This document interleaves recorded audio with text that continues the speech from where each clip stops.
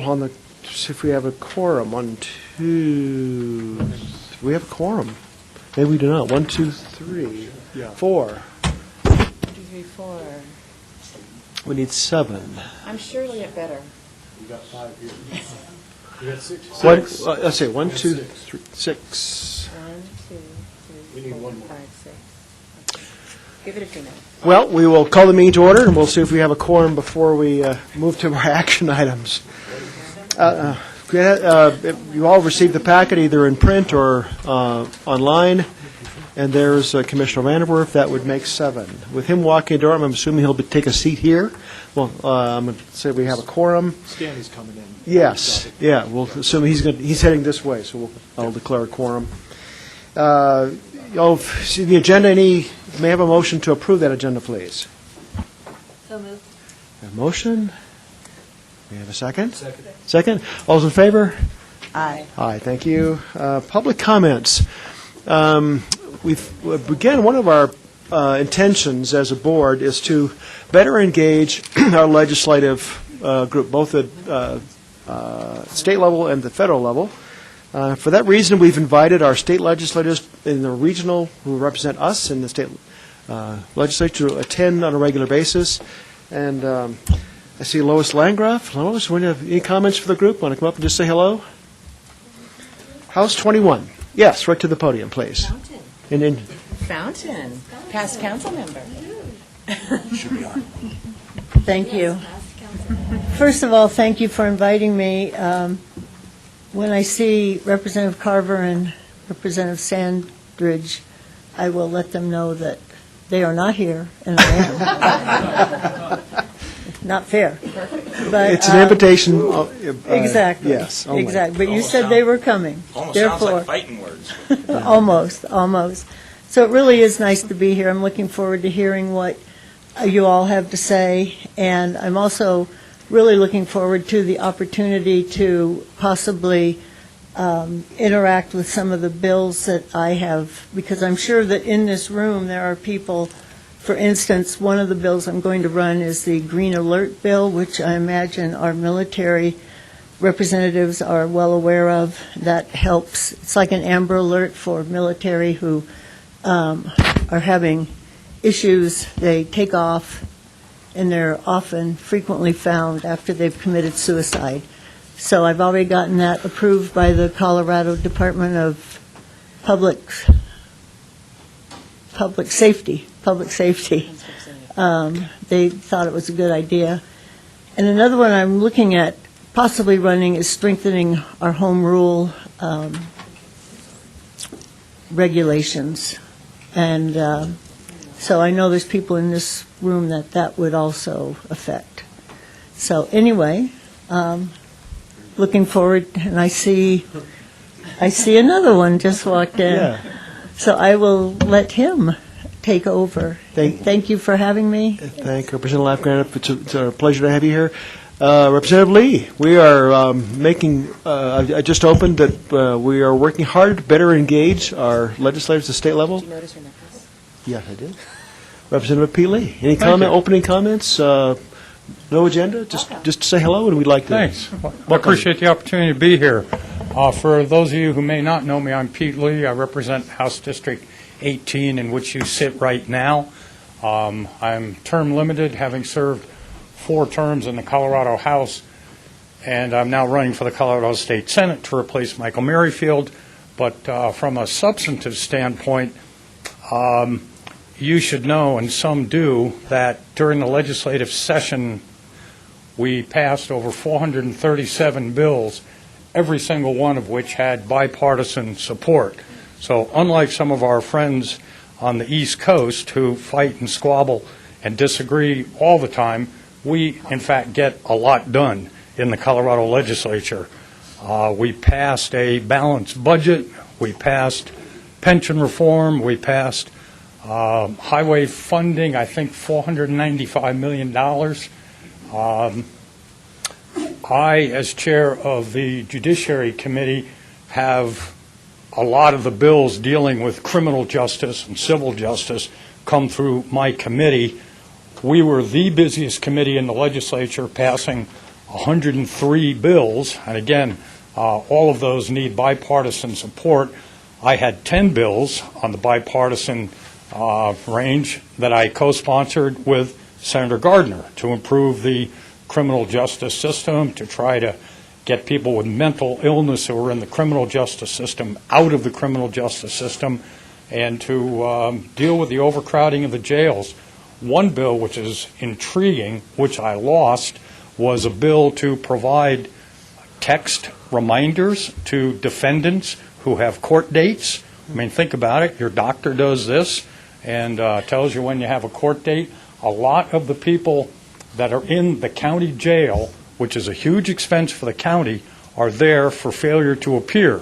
So a mere simple text reminder would have done, I think, a significant amount of good, and Bill Elder was a big supporter of it. Unfortunately, we couldn't get that through the Senate, but we'll bring it back next year. Finally, let me say that, we in the legislature, Lois, Landgraf, myself, Terry Carver, Bob Gardner, we all solicit input from you all. It is really helpful to have you contact us, either with ideas for legislation or to weigh in on things that we are dealing with. We, quite frankly, have such a huge variety of issues that we have to deal with, and admittedly, we are not experts on all of those. We all have areas that we have more expertise than in other areas. So it really helps to get local input, telephone calls, emails, whatever, about issues that are important to you. So I'd be happy to answer any questions, and thanks for the opportunity. Any question or two? Representative Lee? Well, thank you. One of our objectives, we haven't got this formalized yet, but one of our objectives is to be better advocates for the governments in our area, and we see that our partners in the state legislature is a key part of that. So I mentioned to Lois earlier that if you're looking for testimony, you let her support for legislation. And we're always welcome here at these meetings, and hopefully not just these meetings also, but for perhaps lunch meetings after to follow. Sure. Those sometimes the most productive. So Sure. thank you very much for coming. My pleasure, and thanks to have very you much, this and morning. thanks for the service of all of you for the work you do on behalf of the people of this state and community. Very good.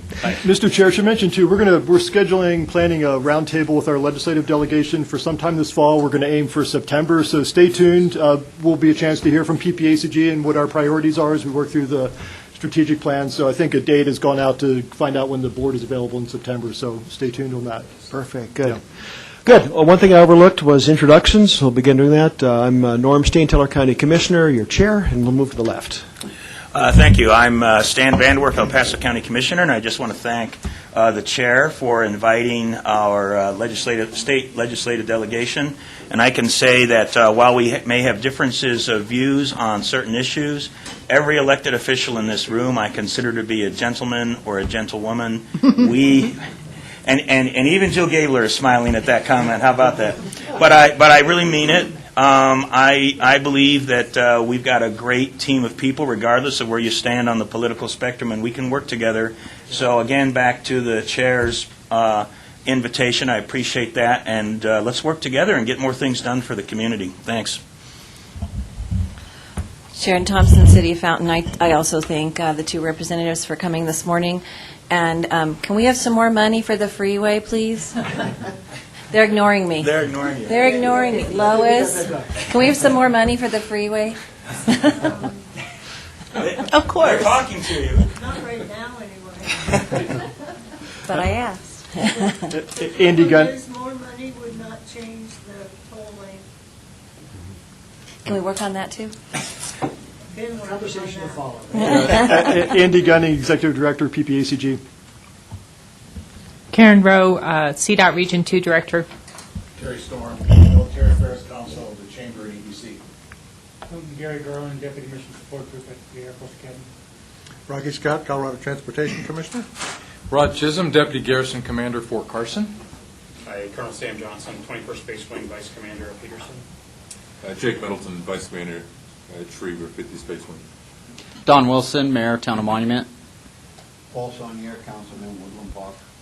Ken Jareen, Mayor of Manitou Springs. Also wanted to introduce our Mayor Pro Tem, Nancy Fortune, who's joining us today. She's our alternate. Welcome. Yolanda Avila, City Council Member, Colorado Springs District 4, and Puma.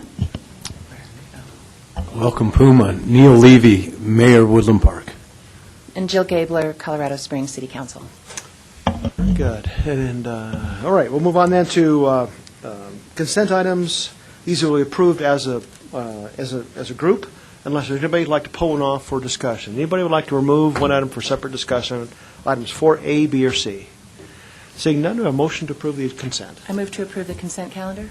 I'll second. Second, any discussion? All those in favor say aye. Aye. Thank you, ladies and gentlemen. Action items, we do have a quorum. We'll begin with item 5A, the 2018-19 Unified Planning Work Program Amendment Number 2. Jennifer Valentine.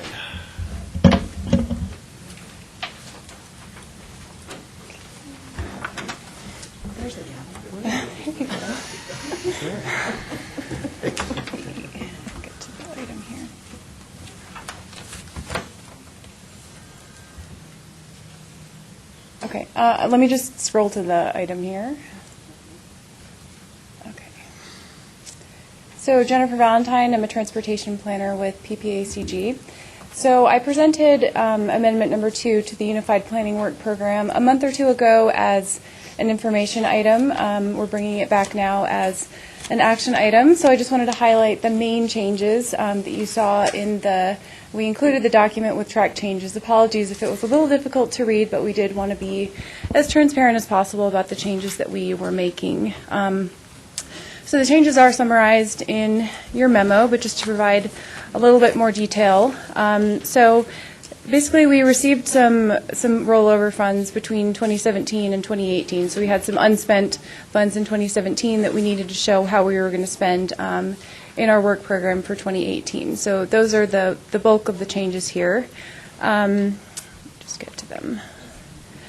So the first item was we added $65,000 to the regional communications work element. That was for additional staff time spent on outreach and coordination with our member governments and other partners. The second item was $40,000 added to the transportation improvement program. We are planning to do an online tip, so our member governments will be able to submit projects or additional information about projects in the tip. So far we've just been working from a spreadsheet, so this will be a little bit easier for everyone to use, hopefully.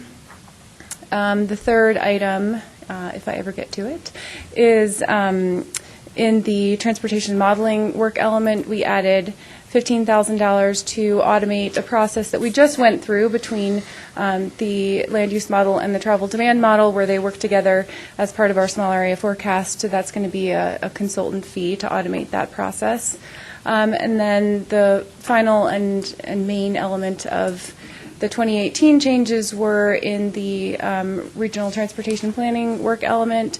So the first thing we did was we added $80,000 to work with Mountain Metropolitan Transit on updating our specialized transit plan. This is an update we typically do as part of our long-range plan. And then the remainder of the carryover funds we added to the regional transportation planning work element, just so our expenditures matched our revenues. So the final change was for 2019, the second year of the UPWP, the revenues are an estimate from CDOT, and so at some point in the process we received an updated revenue amounts, and that's what happened here. So it was a difference of about $20,000 or $30,000 that we needed to reconcile. And again, because the regional transportation planning work element is kind of the bulk of our work and the bulk of the funds, we just subtracted that from the 2019 total. The only other thing I wanted to mention was at the board workshop last week, we did have a little conversation about how do the strategic plan and the unified planning work program mesh, and are there going to be any issues? And we have our strategic plan in the coming months, and I think the short answer, and others can add on if they'd like, is so the UPWP is a 2-year document. This one is covering federal fiscal years 2018 and 2019. So the UPWP was approved last summer. This is our 1-year update. So we'll be doing a new UPWP in another year. But as you see, this is amendment number 2 to the UPWP. So we do have opportunities between those 2 years to make amendments if necessary. So next summer, we can wrap in, any detailed information from the strategic plan. If we need to do so before then, we can certainly do that. Questions for Ms. Valentine? Yes, Stan. Oh, go ahead. Thank you. Commissioner Vanderwerf. I thought you read my mind. I think we do actually have 2 questions over here, but I'd like to first start off. So the $15,000 for the regional modeling system work elements, I had some, I appreciate that some of the staff here came to talk to me about that because many of you might know how I feel about simulating, which can allow you to deliver concepts about future demands and so forth.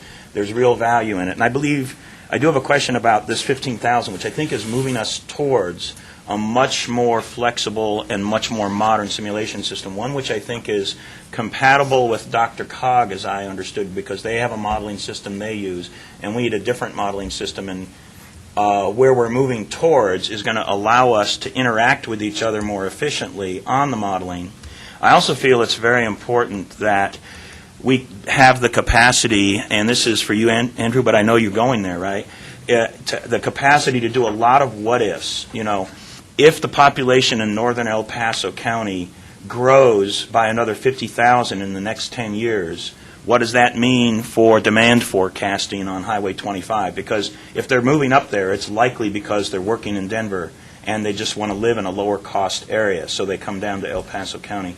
So doing a lot of what-ifs becomes really, really valuable for us to do forecasting for infrastructure demand. So I think you're going forward with that. I just want to confirm what the $15,000 is for, and maybe a few sentences on what your planning is to get us into a more sophisticated place for modeling.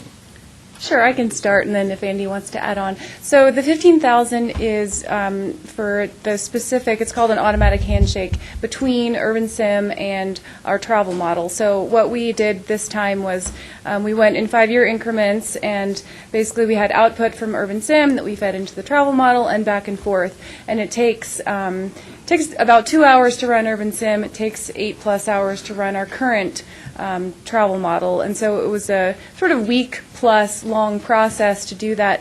If we set up this automatic handshake, we would basically press go, and the models would talk to each other, and maybe it would still be a week later, but we wouldn't have had all that staff time invested in the back and forth and the spreadsheets and all of that. So the other piece you were talking about kind of the difference between our travel model and DRCOG and others along the Front Range is a separate conversation we've been having that wouldn't necessarily have a funding implication. Some of the other modeling options are actually less expensive than what we're using now. So we don't have additional funds built into the UPWP right now for a potential model switch or upgrade, but it is a conversation we've been having. Yeah, absolutely. That's sort of our kind of informal long-term goal, is that we ought to be on a similar platform with DRCOG and with CDOT.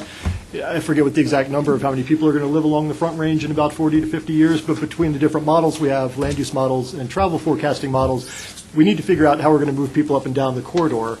So that's our goal. It takes a while to upgrade the models that we have. Our land use model is in pretty good shape. Our travel model, we need to drill into that and make sure that we have data consistency between our region and the DRCOG region. So we've started conversations, and my hope is that we can get some direction from the board as you develop the strategic plan. One of the items there is better information sharing and data development, and I think that gives us the go ahead to move forward and let's start to make this happen. So it's definitely a priority of ours so far. Thank you. And just one last follow-on comment. For the chair, I do recommend maybe in a future meeting we agendize that and have a little bit more detailed discussion.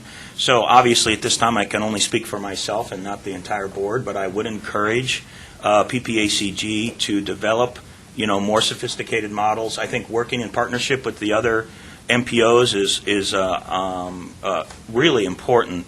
But especially with the predictions for the population growth in our community to exceed 1 million people plus by whatever it was, 2040 or 2050, we've got to move into this modern era of being able to do hundreds of what-ifs so that we can really anticipate the demand requirements and go through, the processes we need to do in a public forum. And budgeting is a long-term process, so you've got to anticipate it so that you can actually have the infrastructure when the demand is needed. So I encourage PPACG to do that and to have that as an agenda item in the future. Thank you, Mr. Chair. Sharon? Ms. Thompson? Yeah, I would, thank you for all your hard work on this. I would just ask that we get a little bit cleaner red line copy. I found this extraordinarily difficult to read. I also found the document, item 4C, very difficult to read. It was such tiny print. So if we could just maybe spend a little bit extra paper, I hate to say that, but I had to really, really study some of these numbers to figure out if something was $19,000 or $190,000 or, there's a little bit of difference between the two. So thank you. Thank you. Sure. Any other questions or comments for Jennifer? All right. We have a proposed motion to the backside of page 1 to approve Amendment 2 of the FY 2018 and 2019 UPWP as presented in Attachment 1 with all 4 enclosures. Move to approve. A motion second. Any further discussion? All those in favor say aye. Aye. Opposed? We have approval. Thank you. Jennifer, I think.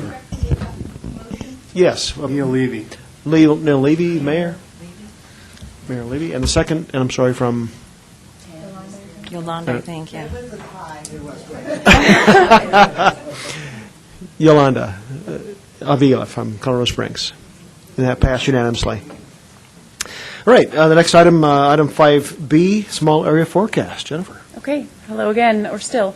So I gave a pretty detailed presentation on this item last month that covered the small area forecast methodology, our assumptions. I outlined the process that we've been through working with land use planners from our member governments, the sort of 3-month process we've just wrapped up with our TAC and our CAC and the comments we received and how we responded to them. So I won't give you another PowerPoint presentation this morning. So our intention was to be able to present final or near final results last month as an information item and then bring that back this month. So hopefully there wouldn't really be anything new. And for the most part, we were successful with that. We did have 2 minor tweaks that I will point out. So we had a request from our TAC representative from Schriever. And so the model does predict for each zone the number of owner-occupied versus renter-occupied housing units. And so our output was showing some of each on Schriever, and it turns out those are only renter-occupied units. So fortunately, because we treat the military installations, we treat those TASs as adjustments, so it's kind of a separate module of the model. I was able to just manually make that adjustment for them to make the results a little bit more accurate without affecting the rest of the model. So the other request they had was they have some short-term growth expected, a couple of hundred personnel, and then some longer-term growth, several thousand. And so they just wanted us to show the longer-term growth a little bit better distributed over some of the later forecast years and not all in 1 or 2 big chunks. So again, I was able to just manually make that adjustment for them in the spreadsheet. And so so I did show you the series of change maps and density maps last month. The only change to those maps based on what I just mentioned was you had the 2015, 2030, and 2045 density maps. So, and I'm not going to go through this again, but before you didn't see a change in the density in that Schriever TAS until 2045, and now in 2030 it's just over the next density threshold, so that light green square pops up. But that was the only change to the maps, so the series I went through last month is pretty much exactly what you're seeing here today and what was in your packet. A couple other things. So we did hold a public open house on Monday evening in this room, and we had a relatively small but very engaged group that showed up. It was about 10 or 15 people, and we were really pleased to receive a lot of positive feedback about the model and the results, and it really seemed like there was a lot of excitement about how we'll be able to use the model in the future. I do have, we had some handouts that we developed for the workshop. I have some extras if anyone is interested, and they'll be available online as well. And then the last thing I wanted to mention was just a conversation we had also at the the board workshop last week, kind of about how the small area forecast is used and the connection to project scoring, because that's what everybody wants to get down to, right? That list of projects and the funding. So the short version is, the small area forecast is in a sense the foundation of the long-range plan. We want to know where our future job growth and population growth is going to be occurring, so we can make the right transportation investments to support that growth. So it does feed into the model, but there's one of 13 scoring criteria that specifically relates to these types of boundaries and where the growth is occurring. We do score the projects under all three scenarios, but in some cases that makes a difference, and in other cases it doesn't. So the infill scoring criterion is a good example of where it does, if you're closer in versus if you're further out. But a safety project, for example, would score the same under all three scenarios. If a bridge needs to be repaired, it needs to be repaired. And then I guess the final reminder is that we develop a draft list of the fiscally constrained projects, and then we allow several months for discussion with the TAC and the CAC. The TAC is largely the project sponsors about what they think is important, what's relatively important to them, and then of course the board has the final say on this project list. So we go through the sort of academic exercise of the forecast and scoring the projects to make sure that we're working towards our federal performance measures and our stated goals, and then we do have that round of sort of the reality check for the region of what's really most important to us. So hopefully that helps with how the small area forecast fits in to the rest of our long-range plan process. And maybe I could just mention one other point of discussion was that the small area forecast is in response, not as prescriptive, but in response to the decisions made by our local member governments. It does not prescribe where infill will occur. It is done in response to where infill is occurring or decisions have been made by local governance where infill will occur. And just one other clarification. So if someone is inclined to make a motion this morning, we did want to suggest a slight change. The proposed motion in the packet specifically mentions attachment 7.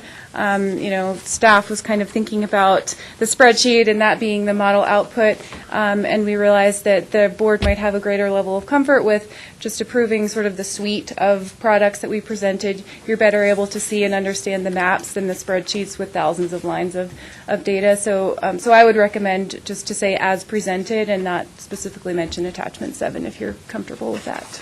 Okay. Any questions or discussion for Jennifer? I'd like to make a motion to approve the small area forecast as presented. Thank you. By Commissioner Littleton. Is there a second? I'll second. Second by Commissioner Vanderwerf. Any further discussion? All those in favor say aye. Aye. Opposed? Motion passes unanimously. Thank you very much. Thank you. Item 5C, Transit Development Plan, and Ken is going to do this. Very good. Good morning, Ken Prather, PPACG Transportation Planner. Last year, or the end of 2016, you developed a Tier 1 and Tier 2 list of road projects for CDOT's road implementation plan. This year, you're being asked similarly to develop a Tier 1 and Tier 2 list of transit projects, and in the coming months, we'll be working on a similar list of bicycle and pedestrian projects. Now, the purpose of these lists, development plans, is to be prepared that if money comes unexpectedly, suddenly, hopefully, from any source, we've got a list of projects that we've already approved. We're ready just to draw from those lists and get the money obligated, committed, and get the projects done as quickly as possible.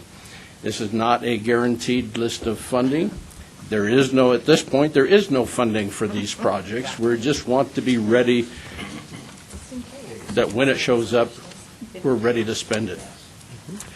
Right now, coincidentally with this transit list of projects, there is a potential for money this fall with the ballot initiative, and that kind of muddies the picture a little bit, but it's a separate issue. In your packet, there are 41 projects prioritized 1 through 41 that has been developed by the Transportation Advisory Committee and the staff and the Community Advisory Committee. And the first 19 projects have been identified as Tier 1 and the remaining projects as Tier 2. The breakout between Tier 1 and Tier 2 is CDOT asked that we do that on our inventory of total needs in the area, and that's the entire list. That they wanted a list of about $135 million, which would be 9% of their statewide allocation target of $1.5 billion. Now, that 9% was developed based on the parameters and the formula that was identified in your memo. PPACG and the TAC developed a list of 13% of the statewide total based on population only. At the suggestion of CDOT, we developed a compromise list of 11%, and that's the Tier 1 list that's identified in your packet, projects 1 through 19. That's how that list was developed. The simple thing that we're asking for is that this prioritized list with projects 1 through 19 as Tier 1 and the remainders of Tier 2 be approved by the board. Where we get a little muddy now is with the ballot initiative that is being proposed and is being developed right now. They're collecting signatures on this. Is CDOT has been asked to identify projects that could be included or addressed by the ballot initiative this fall. So they have asked for bondable projects, cost $10 million or more, are ready for construction in the next 3 to 5 years, and have a commitment from the sponsor for a 50% match. We identified, and they developed a draft list, was presented to the STAC last month, the day after our TAC meeting met. And so there was only one project in our region on that list. So in response to the discussion at the last board meeting, in which Mayor Levy Dre identified the Manitou Transit Center as a bondable project, TAC identified 4 projects that could be submitted for the initiative, the ballot initiative this fall, and that was, we combined the park and ride projects into one. The Colorado Springs downtown transit transfer station relocation, a transit maintenance facility expansion, and Manitou's Transit Center were submitted as the 4 projects, the 3 additional projects to the transfer station that CDOT had already identified. And that was presented to the STAC meeting by Norm Steen, our STAC representative, and CDOT accepted those 3 additional projects. So there was 4 projects then from our region. In their vetting process, 2 of those projects have been removed from that list, and that's the park and ride pools, which were a pool of a bunch of smaller projects, and the City of Colorado Springs Transit maintenance facility expansion. They're not ready for that construction and the time period and the match in the next 3 to 5 years. So those have been removed. Now, the thing about this list, it's a living list. It's not fixed. It's going to change. guaranteed to change.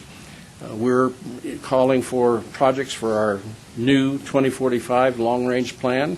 They're due at the end of the month.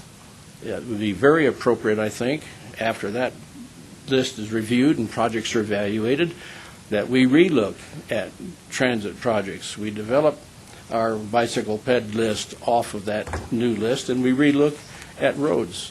What projects have been completed? Where have our needs changed, our desires changed, and make sure that everything is current at that point. So I would see us in a few months reviewing this list that you're being asked to approve today.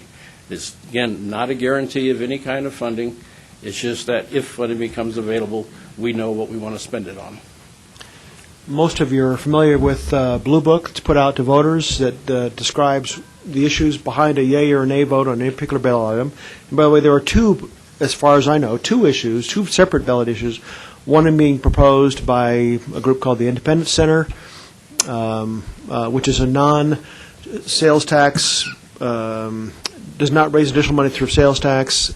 And then there's another one raised by primarily a group, the Denver Mayor's Center, which is proposing a .62 statewide additional sales tax. Those are the two that I know of. It could be additional, I think. But regardless of which bill an issue goes forward or is finally put on the ballot, this list would be the projects that would be proposed, not funded, but proposed to the voters on some basis for why they would vote for or against. So even if they vote against, then our legislators can talk to the Great Senate Bill 1, which would move funding projects into 2019. The ballot issue would come back under another issue. So 3 bites of the apple possible here. And this is I guess this list is the size of the bite, if I could use an analogy. Under the current proposals. Yes. Any questions, comments for Ken Prather? Go ahead. Sure. I just want to make sure I understand. So items 1 through 10 on the list, the first 10, you just said were the park and ride expansions? Those were the projects that were submitted to STAC and to CDOT a couple of weeks ago at the STAC meeting to be the bonded projects, or the projects for bonding. They had to be Right. capital projects. They had to be $10 million or more. Right. 50%. So, yeah, let me finish my question. Right. So items 1 through 10 on here Mhm. were on the list that STAC submitted for the possible inclusion on the ballot measure. Correct. And yesterday, or in the last couple days, they decided not to put these items on the ballot measure? 2 of them were withdrawn. Two of them were withdrawn. By the All submitter. the park and rides, All of the parking rides and the which is basically 1 through 10, the right? garage maintenance facility. Okay, but it's basically 1 through 10? Am I misunderstanding something? Number 1 and 10 survive? The park and rides are 1 through 7. So which? two Right, got and then pulled? also that you said also the, for the bus thing, and that's number So 9. 1 through 7, and number 9, the bus garage and maintenance facility expansion. And then 10 were wasn't removed part, 10 wasn't from the- part of the, Par- 10 was not part of the park and rides that got taken off? No, that is a separate project. That is still on. Okay, so 8 and 10 are still on, but 1 through 7 and 9 Are off. are off the list as part of the ballot measure. Correct. But we're still being asked to approve. They would the- still be our priority. I understand that, but Right. I'm just making sure I have it right in my brain. Correct. And, because it is a little confusing. Mhm. So we're still being asked to approve the list as possible projects we want to do in the future, but just knowing that those 8 will not be included in the ballot measure, correct? Correct. 8 of our top 10. Okay, thank you. Mhm. Stan? Yes, it is confusing. Yes, thank you. So perhaps you might have available the rationale for pulling those. Not having really looked at this in detail, I'll just make the point that in the expansion of Highway 25, notwithstanding our differences about certain views about the toll lane and everything else, that third lane is also an HOV 3. So in order for that to be more effectively used, you need places for people to park cars so that they can combine into a single car. So that says something about park and ride expansion to me. So my first question is, what analysis or what studies have we done to determine what is the forecasted demand for more vehicles to park in these locations so that they can ride multiple people in a single car getting to and from Denver? Because I think that would be important to know. Like I'll just use as an example here, number 2 is talking about 120 to 150 spaces, and number 3 is talking about an extra 100 spaces. What I don't know is if those numbers are woefully insufficient, right on the mark, maybe way too much because there'll be very few people that will use it if it's HOV3, and maybe a better model would be HOV2.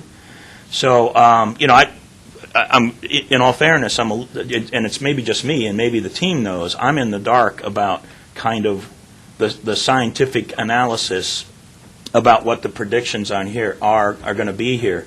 But I would just assume, at least at a minimum, it's got to be a bigger number than what we have today, and I just don't know what that number is. So I have a question about that. What kind of? Because I'd say if we've got analysis done and we can defend that analysis, then perhaps we can really be asking that those parking spots be created so the HOV3 can be effectively used. Anybody else? Ken, you want to look for some help? Anybody in the room want to come up and comment? I mean, Will you use your phone a friend, or? Phone a friend. We have for the multi-million-dollar question. We have done a park and ride study in the past. The city of Colorado Springs has done that. It's getting dated, very dated. It's probably time to be doing another one, and obviously it never considered HOV lanes on I-25. So that aspect, time for another one.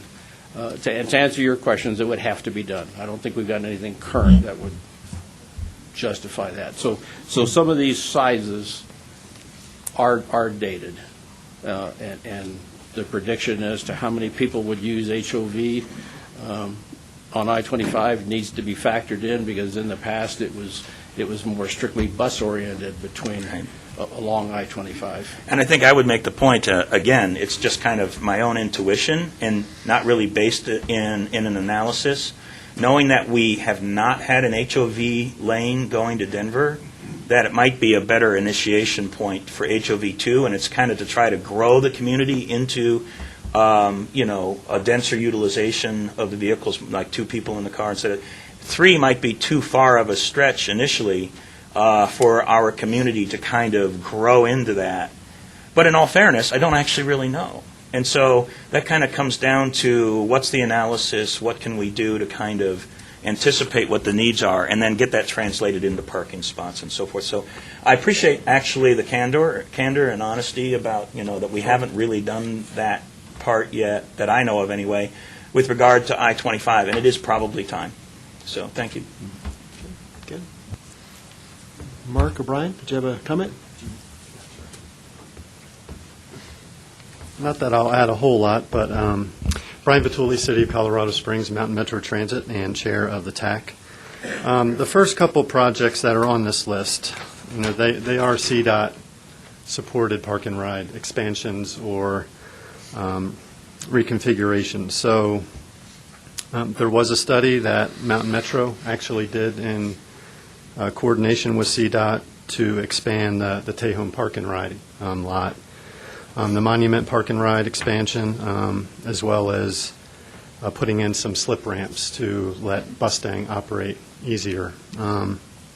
So these are efforts, as well as the relocation of the Woodman Park and Ride. These are joint city CDOT-led efforts to expand those 3 main park and ride lots that could benefit the Bustang service, which would really benefit from an HOV lane on I-25.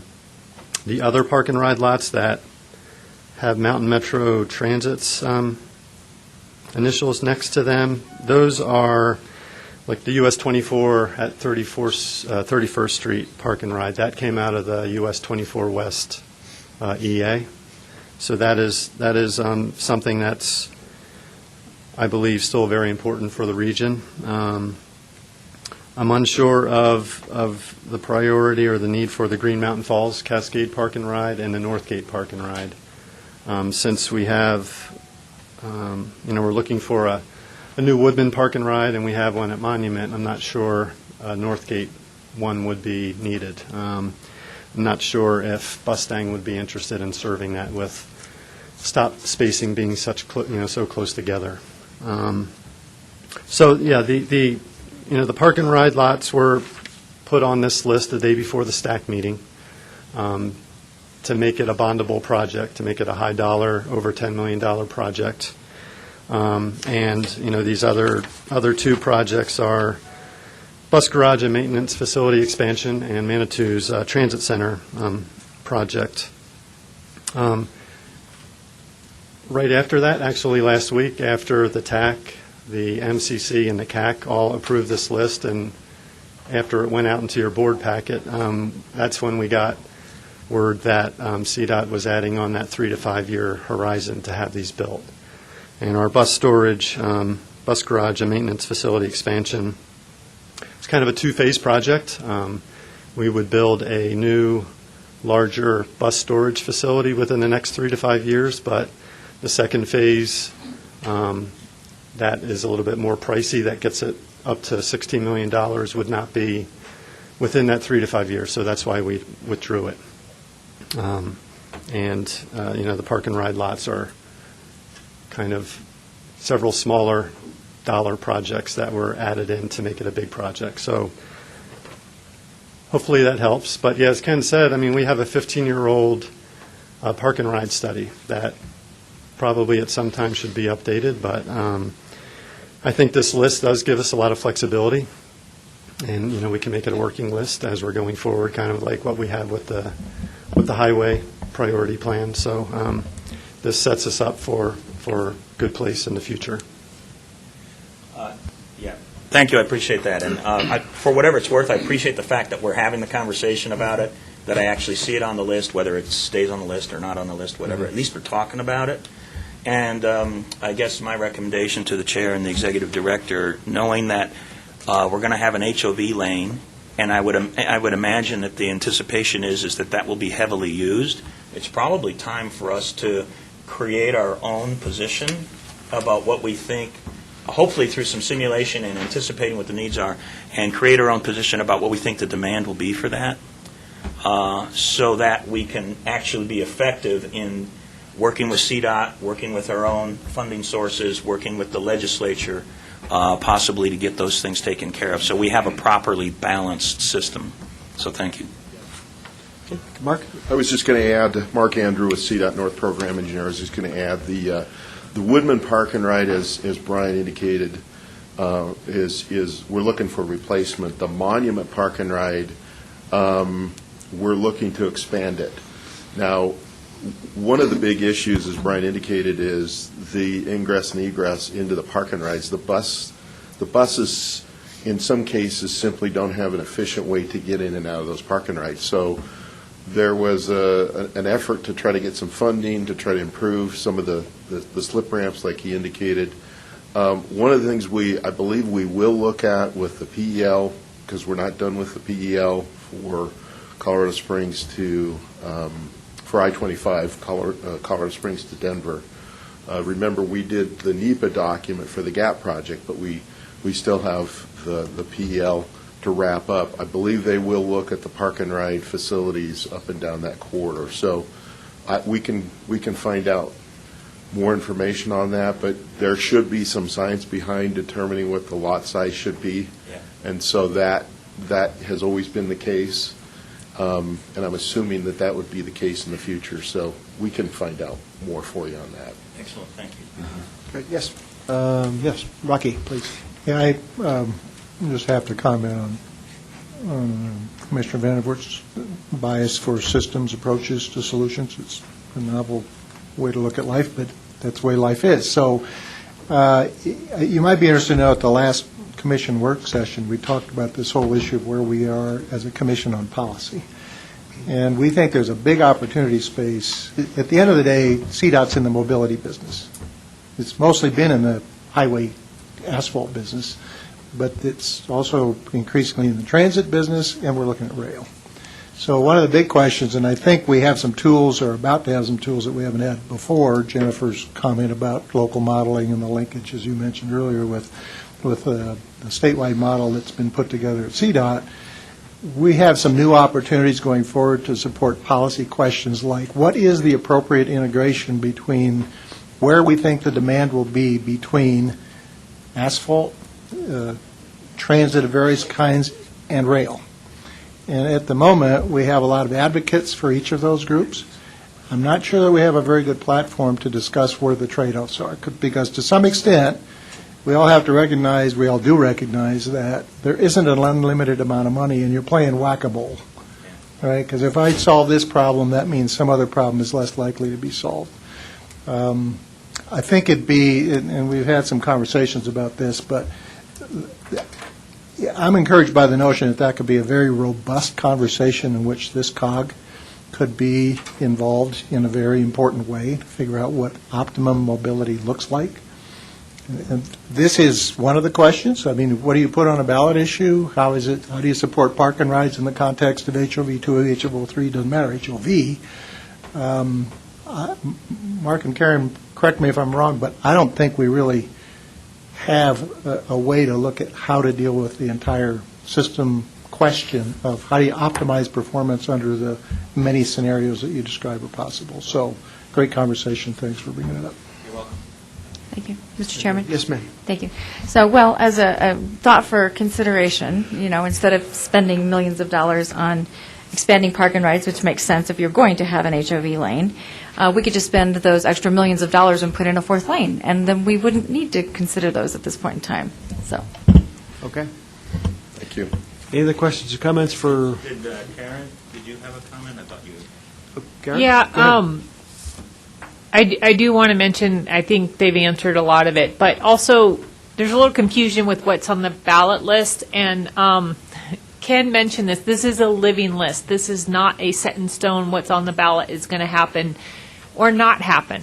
So there's a little bit of the capital improvement highway projects that will be on the ballot list, and those are a little bit more locked in. They're more like the RTA list of projects that people are voting on and they're expecting to happen. And we're more locked in on those capital improvement projects. And Andrew will go over in there in front of you as to what those capital improvement projects are.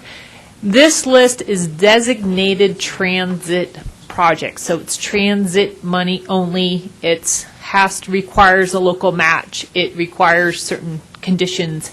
It is not this is the only thing you can do if it's on the list. It's something to show the voters as a possibility that might come from that 15% of the transit funds that would be designated if that ballot measure passes. So again, the ballot measure is 45%. That would go to CDOT for capital improvement projects. It has 40% that would go to local. It has 15% transit, and of that 15% transit, and John may know this, I think 15% of that 15% goes to this list. So CDOT's just helping coordinate the possibility with the stack and with the planning partners, but it is rather confusing and complicated, and I apologize for that. But there's a difference between the transit list of projects and the capital highway list of projects. It's very different. Okay, Mr. Chair, I just want to make sure everyone understands that. Yeah. And you might, Sharon. I just want to make sure everyone understands that. No, that's kind of why I asked the clarifying question. So correct me, though, if I'm wrong, please. Isn't part of the ballot measure to do with the communities have to have multimodal projects online, too? Because I'm not, if that's the list the voters are going to be asked to look at, I'm not seeing. This was just one specific item on the transit development approval. John can kind of walk through kind of the bigger picture of how this all fits together that Karen started alluding to. We also have, and we'll send this out after the meeting, a fact sheet that John put together, a fantastic product that describes the overall big picture of all these different lists and the different programs under the proposed ballot measure, how that would work. So we'll get that out into your hands as well. But with that, you may have a slide or two you could show as well. That Mr. Chair, Sure. Mr. Chair, members of the committee. So, yeah, just kind of see if we can bring this up a little bit. This is always that dangerous point where you try to provide clarification, and do you actually clarify things, or do you just make things worse? So let's give it the old college try to make it better. The ballot language, as it is written, and I guess I will bring this up, and I know that not everyone is going to be able to see this, but I'll talk through it. So the initiative language itself says there's of the funds that are generated by the 0.62 sales tax, 45% would go to the state highway fund. And as Karen said, that's going to go back to that development list for the roadways. Then there's the 15% for the multimodal transportation options fund, which I'll talk about here in a second. That's the list we're talking about now. And then 40% goes to the local transportation priorities fund. That goes back through the roads and bridges formula through the HUTF, where it goes back to the cities, towns, and counties. That's the funds you're going to receive directly. If passed. Well, first, if they get the signatures, if they get it passed, they need like 96,000 signatures, then they need to get it passed. But this is all assuming that that's moving forward. That's why we're trying to delicately say there's a difference between our development lists and the ballot and what's going on with the ballot initiative, because there really are two separate things. Because there are multiple ballot initiatives, like Norm had said, and just because something doesn't pass this year, there's always something that might happen next year, or then down the road. So again, of that 15% of the whole pie, 30 million will be taken off the top of that 15%, not the whole thing, but just that 15%, and that will pay back the bonding that is assumed to be generated, that would go forward with this ballot list. And then of that additional funds, 85% goes through the formula, which would come back to the NPO here for your distribution. So things on this list, so just because the park and rides aren't on, quote unquote, that bonded ballot list, that doesn't mean that they're not going to be funded or couldn't be funded through these dollars. It will just come through a different pot of funds. That 15% is the money that goes to the state to run Bustang and to other things. So that's another reason why, at least in an initial discussion, so it could prove not to be quite as correct, that in some of our discussions that some of those park and rides are going to be CDOT projects, and so therefore they might be coming out of different pots of money. They could either be coming out of a pot of money that's part of the corridor, they could be coming out of that, or if it's something that we're going to bring, that's something that's so far down the line that nobody knows. So that's why it's not that anyone's being obtuse or not being transparent, it's just nobody knows where that's going to be. A lot of the discussion, and I apologize, Mr. Chair, maybe I'm monologuing here, I'm going on a little too long, but a lot of the issues that were going on with our jurisdictions, we're trying to make sure that we optimize our participation in the payout of the ballot measure should it pass. And so the question that was out there was, well, is this one giant apple, and if you got part of the bonding monies, it would just come off what you would have gotten as part of that 85%, or are they two separate apples, that the 85% is separate and then that $30 million for the bonding effort is different and doesn't count towards the formula? And the answer to that is we don't know, because the State Transportation Commission hasn't made that decision yet, and that's not something they're probably even going to talk about until November. So there is a possibility that it could be kind of a different account, or it could be part of the bigger account. But the bigger question is have we afforded projects that kind of represent where we should be in that bonding? And I believe at the Transportation Commission meeting in July, the Transportation Commission had a list of those bondable projects and that ballot projects. That's when we had said earlier, Ken had said, only one was from Colorado Springs. On the very bottom of that list, it said, of the funds available, we still have capacity. So they kind of put out a call and said, hey, give us all your projects because we still need more. So we did what we could. Norm, thank you for taking that to the stack to make sure that we had the opportunity to at least be on this list, because if it is different money, we've done everything we can to be part of that. If it's part of the bigger picture, if it's all part of the same money, which, odds are maybe it will be, because I think that's a kind of a tenet of the Transportation Commission is to come back to that fairness ratio, I think we'll be okay. So again, just because something is on this list, but not on the ballot list, doesn't mean it can't be funded. And if something's on this list and it doesn't make sense, because if we do the study for one of these parking rides and it doesn't pencil out, this is our list. We can change this anytime we want. And that's what Ken was referencing and saying, that we can go back after we do our long-range plan development and say, okay, our priorities have changed. Let's package up something new and then bring it to the board. And I just want to get back to your question really quickly about, the ballot says multimodal, which means transit, bicycle, pedestrian. And the problem with that is the ballot is using language that doesn't quite fit into the CDOT model, because the CDOT model is roadway, transit, and now a bicycle and pedestrian plan that we're going to put together.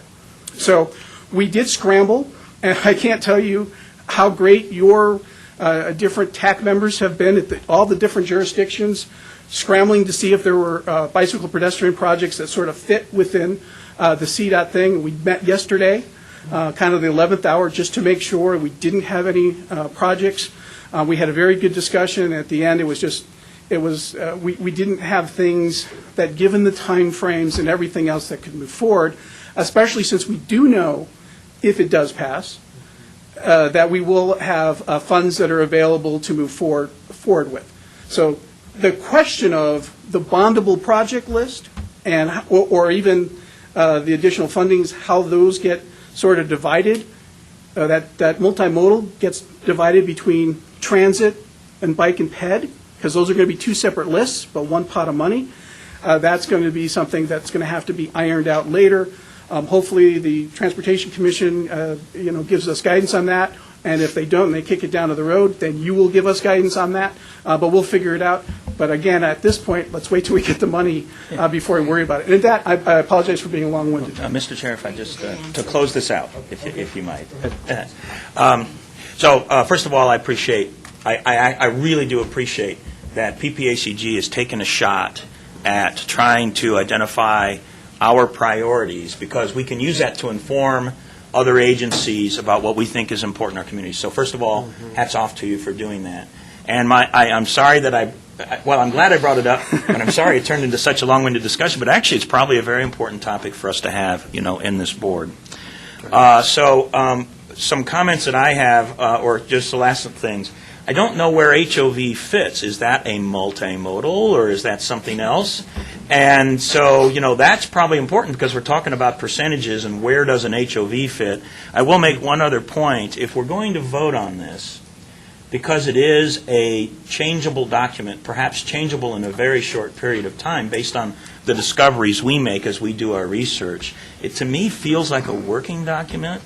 I'm good with the idea of taking a vote on this as being our first shot, but somehow we need to convey that this is a working document subject to fast change, so that we don't somehow miscommunicate this to agencies in Denver that this is our final list.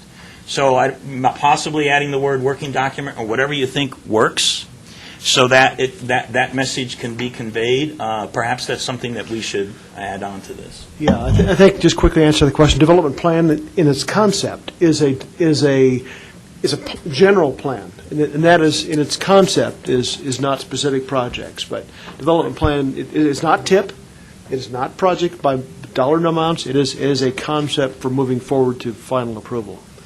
So the term development plan satisfies that, is what you're saying? I think that'd be fair in the CDOT world, that the term development plan as a concept is general in its nature. I'll take your word for it, Mr. Chair, if that's sufficient. That's trust. Yeah. Yeah. Mr. Chair, members of the committee, I wasn't sure if there was if that question was rhetorical, if you did want an answer about the HOV. My understanding, and Karen or Mark is probably better to answer that, but HOV is considered, I believe, a strategy as part of the roadway element. So as the roadway is studied as, what is the capacity, what is the need, how do we do that? So that is the decision that's made as part of that. It's not a standalone lane that is then moved over into multimodal and considered an alternate mode. It's considered and I appreciate it was not a rhetorical question, it was a real question. Right, well, I just wanted to make sure. I'm I not was necessarily responsive. saying I need the answer now, but what I don't know, in my head, an HOV vehicle where you're putting 2 or 3 people in there is just a private form of a small bus. Right. To me, it feels like multimodal, but maybe it isn't. I don't know. Yeah. Uber without a price tag, that's right. Uber without a price tag. Okay. All right, great discussion. Any further questions or comments? Ken, this is still your issue. Anything? I We're all have nothing good? more. We are. We have a proposed motion, proposed motion about on the first page, approve the projects as proposed above as PPCG's priority transit projects. So moved. So moved. Second. We have a second. Moved by Commissioner Littleton, seconded by Councilmember Thompson. Any further discussion? All those in favor say aye. Aye. Opposed, nay. We have it unanimous. Thank you. Thank you very much. And we felt this would be a good opportunity to get an update from CDOT, good segue to the roadway capacity priorities that are in the region. Shouldn't be any surprises. I think you've seen these lists before, but obviously it renewed interest with what's going on with the ballot measures. So with that, Mark and Karen. Yep, 6A. Good morning. Mark Andrew with CDOT. We've got 2 agendas, places on the agenda for today. One's a CDOT update. One is this priority project. What I want to do is focus on the priority projects in terms of the ballot projects and what we've got cleared in terms of NEPA for the projects in the Pikes Peak area. So I have a handout. First of all, the first handout is a list of the ballot projects. It's a map of the ballot.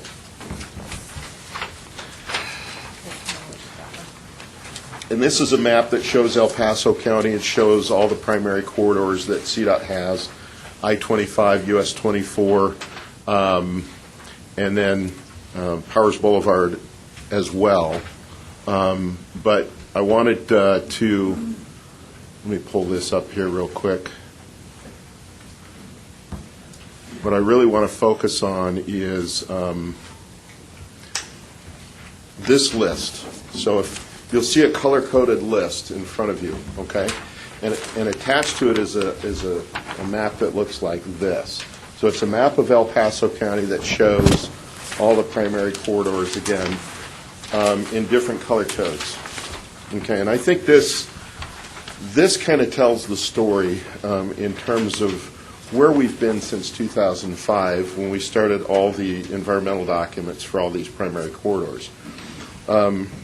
We've got, as I said, US 24 East, 24 West, I-25 through Colorado Springs, Powers Central, and Powers North. So those are the primary environmental documents that we've completed.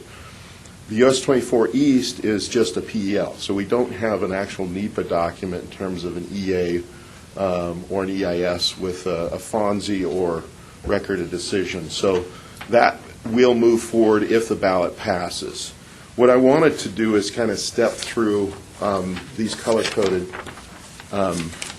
lists, just give you a perspective of where we are. So, for example, I-25 in Colorado Springs, the EA was completed in 2004. Of that, we've completed several projects in that corridor, including Cosmix and Cimarron. So the total that we've completed is around $383 million. What we still have left to deliver is on the ballot list. So you can see there's a separate column that says ballot. Those projects would be Garden of the Gods to Fillmore, a widening from South Academy to Circle, adding a 4th lane through Colorado Springs in terms of a managed lane, an HOV lane. That's what was cleared in the environmental document. That would go from Cimarron to Briargate. And then also widening, shoulder widening, and we've got to replace the bridges up at Northgate because they're substandard in their height clearance. All told, that NEPA document, we have $267 million on the ballot list. Now, there is another project that we would add to this list to go further south from South Academy down to State Highway 16 for another $100 million. So it would bring the total up to nearly $400 million on the ballot list. Okay, what is not on the ballot list is we still have a piece to do HOV between Lake and Cimarron that we feel right now is not a higher priority.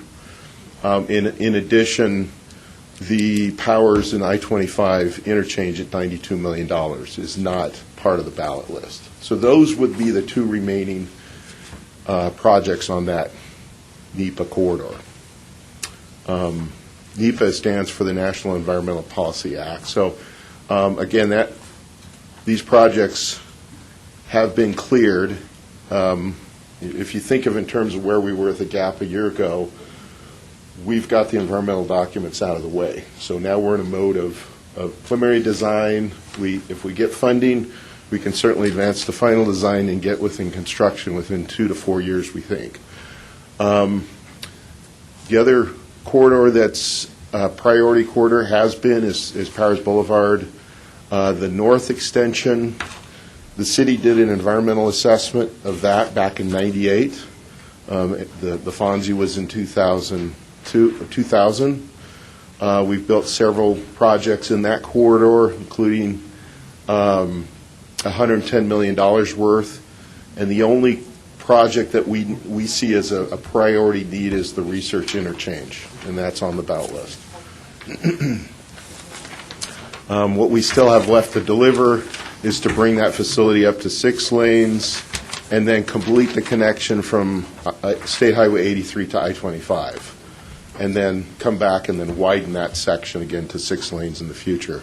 So we still have $103 million that needs to be delivered. Some of that money would be through the Copper Ridge Development, the urban renewal funds, eventually.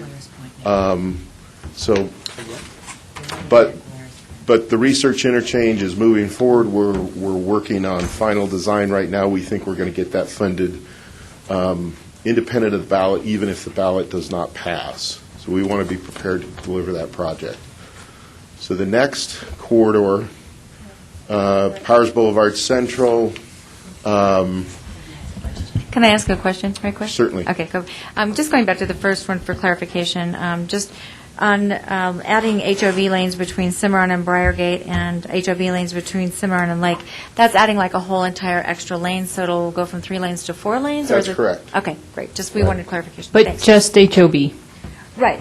But I just wanted to make sure that it wasn't that we were going to take one of the 3 lanes that currently exist and turn it into an HOV. Okay, thanks. Okay. And then Powers Boulevard Central, we've completed that environmental assessment in 2010.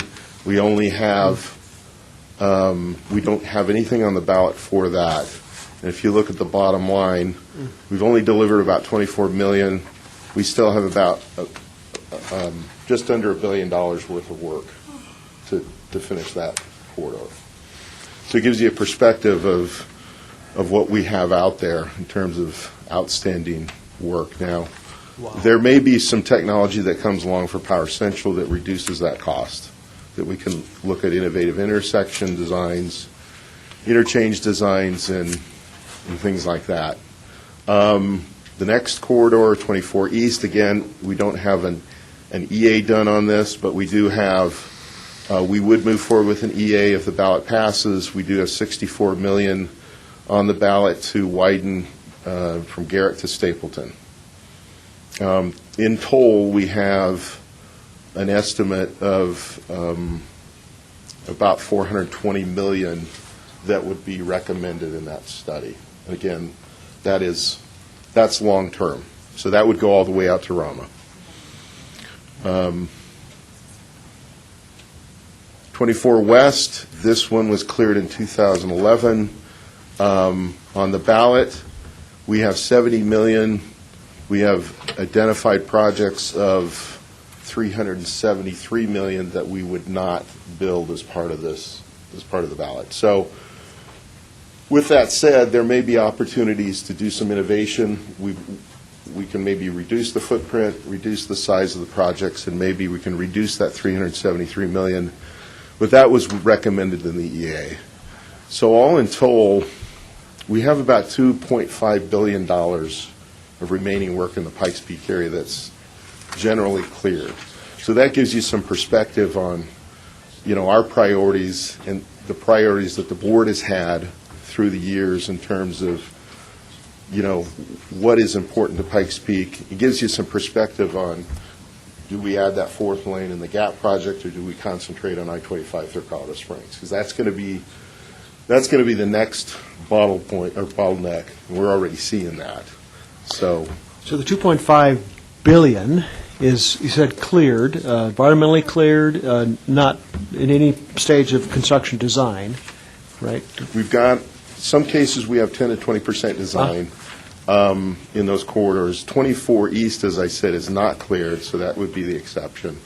Is there anything that's the high end of that, 90%, 50, greater than 50% design completed? Would say shovel ready? Research would be close. The research Okay. interchange is close to 50%. Okay.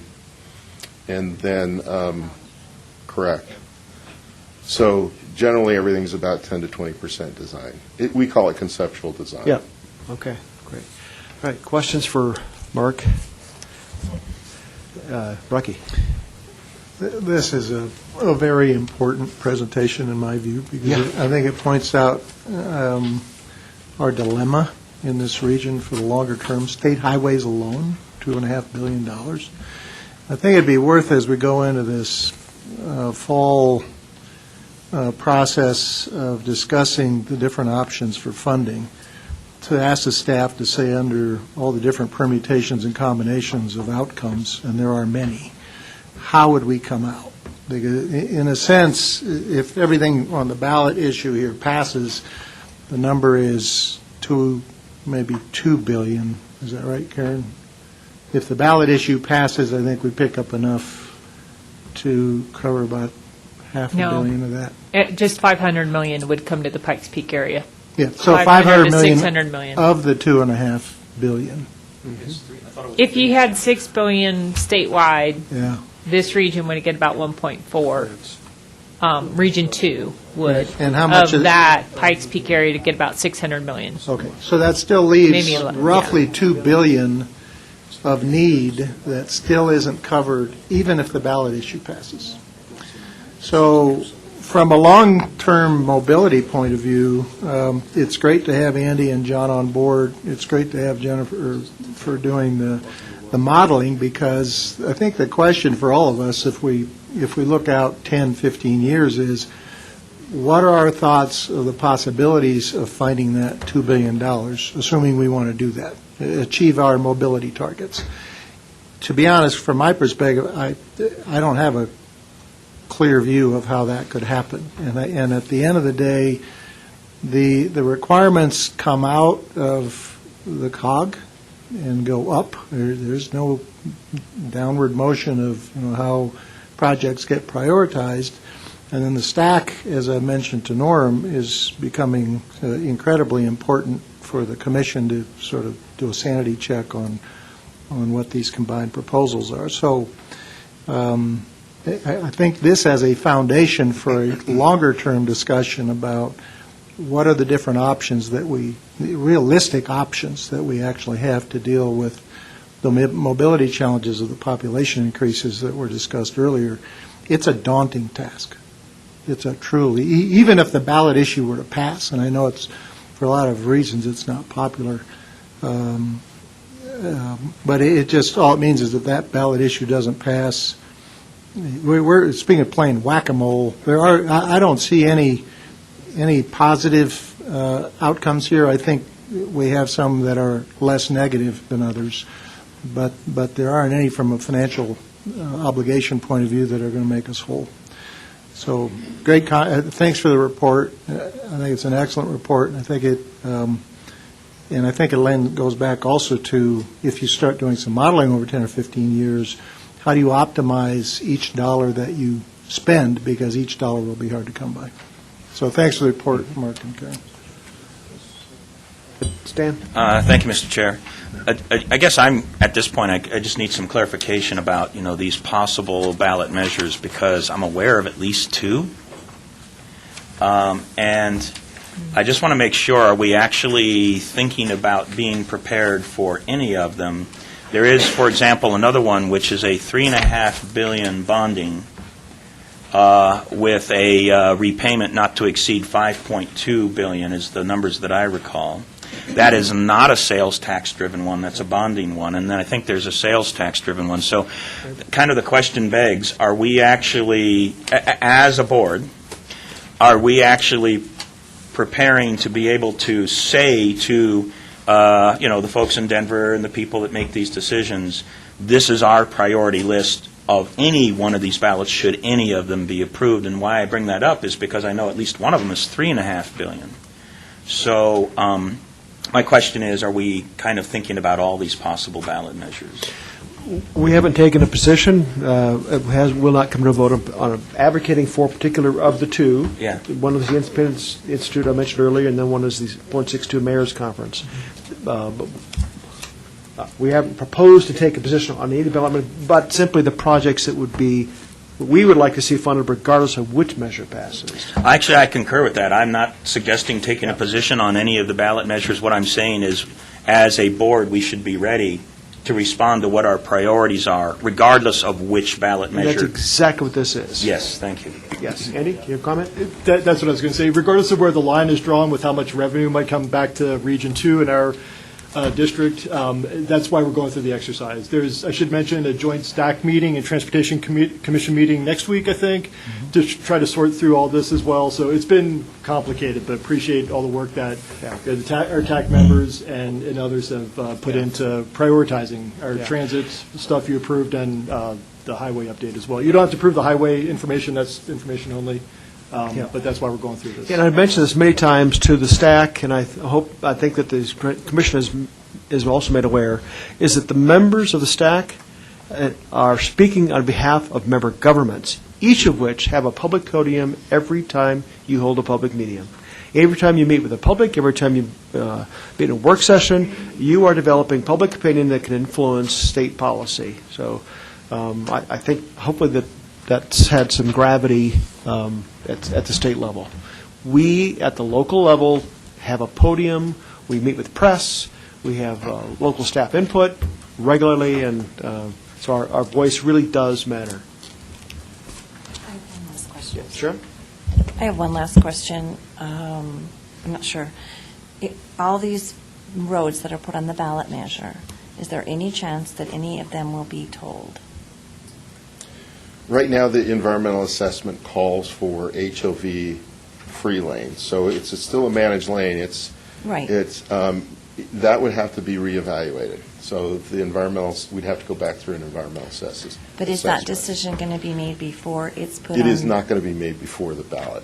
So you're going to be voting on an issue for a possible tax increase for a lane that you're not sure if it could have been tolled. Well, right now, our commitment is to build an HOV lane, so. It could change, yes, it could change after the ballot measure. But right now, the question is, you would get an HOV lane that you could only use if you carpool or buses. So the question would probably go back for public input or look at if you guys would want to have the freedom to have the option to toll it. So right now, we're not saying whether it's tolled or not tolled. But adding the third lane, for example, too, from South Academy to State Highway 16 has not been in the environmental document. That's always remained as a 4-lane highway. As you know, probably needs to be a 6-lane highway. So we'd have to go back and reevaluate that as an environmental. So at that time, we'd have to be looking at what does that look like. But also think about that is if we were to add the lane, which the environmental assessment says we would from 2004. Remember, that was 14 years ago. We didn't have HPTE. You would just have bus lanes. You would just have carpool lanes. No traveler would have the option to pay a toll to use that lane. you may choose that's what you want to keep it at, or you may want to say, no, I think the public should have the option to add a toll lane. So do we put in the infrastructure for that? So there could be a possibility that that would become a toll lane, but no, we will not know the answer before the ballot passes. Do you think that could create some difficulty in getting it to pass? I can't say. Yes. Rocky, go ahead. But one other comment, going back to the issue of long-term planning, is that every one of these many permutations, combination has unintended consequences associated with it. So, for example, if we go to a 2019 ballot issue, and the state and the legislature has to decide how out of its, or one of the two issues that may be petitioned on, and the legislature now has the obligation to figure out how in the world do I pay for that out of the existing budget. CDOT currently is running about $200 million a year short of its required maintenance needs. And a very tempting way to fund these bonds, the debt service for these bonds, is to take it out of the CDOT budget. So it's more whack-a-mole, right? I go and I issue some bonds, and I commit a revenue stream to it to retire the bonds, but then I say, where's that revenue stream going to come from? Well, if it comes out of maintenance, I'm not sure we've actually gained very much. That's exactly what 267 did. 267 did exactly that. Yeah, and that's exactly what 267 did, but I'm not sure we had a conversation about those unintended consequences. And the CDOT guys are good. I'm not on anybody's payroll, and so I can say things that they can't. But I think this issue of understanding the unintended consequences of some of these choices that appear, it's like you put out this nice, shiny golden apple and we're going to take a bite, but you don't understand, none of us fully understand how things are likely to unfold as a result of that choice. And I think at this stage of the game, and again, given the very high-quality staff that you now have, helping the board understand not only what the potential benefit might be in terms of dealing with these kinds of issues of each of the ballot issues, but each one of them has unintended consequences as well. If nothing passes this fall, for example, it is highly likely that Denver will do its own RTA. If you look at the ballot issue that's being proposed, 60% of the money that would go into that pool would come from Denver Metro, but they'd only get 40% back. So we would be beneficiaries, all of us around the state, of 20% of the Denver Metro tax base to help pay for our projects. If they do their RTA, it's highly unlikely that's going to happen. These nuances are, in my view, as not being the capital city with the big metro power, are incredibly important for us to understand. I'm not suggesting that solution A or B or C or D is best. That's a public policy matter. That's what you guys decide. But I do think it's incredibly important that we understand at least what we're getting into as we make our choices. Full circle to our opening comments from our legislators. That's why we have this unified conversation. They are fully engaged in our conversation. Yep, thank you. Okay, any closing comments, Mark? I just wanted to, and I'll get into it on the next agenda item, our list of projects that we're currently working on. But I attached a little bit more description on pages 7, 8, and 9 of the ballot project. So, and it's this handout. It's an 8.5 by 11. It's 9 sheets. But on the back, there's a better description or more complete description of the ballot projects. All right, thank you. Stay tuned. That was informational, by the way. Stay tuned. All right, next item is 6B, Federal Lobbyist Coalition Update. Jessica. Good morning. Give me just a second to get us pulled up.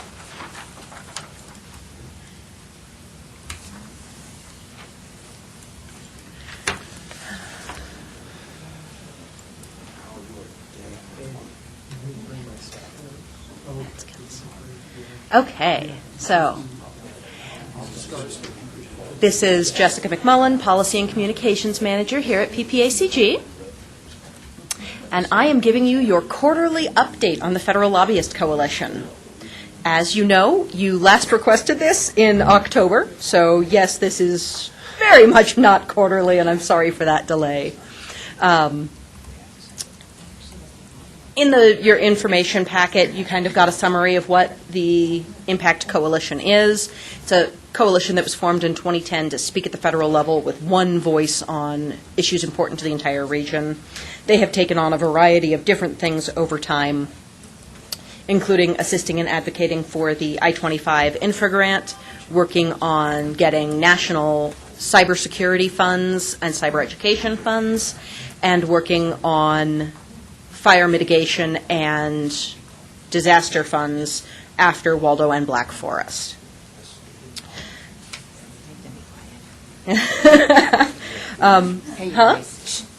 So within our packets, I included the 2018 briefing document that was prepared at the very beginning of this year, and it talked about who the current members are. Those are Bryan Construction, the City of Colorado Springs, the Colorado Springs Convention and Visitors Bureau, Colorado Springs Utilities, ENT, Penrose St. Francis Hospital, Pikes Peak Area Council of Governments, Pikes Peak United Way, UC Health Memorial, and the University of Colorado, which donates staff time.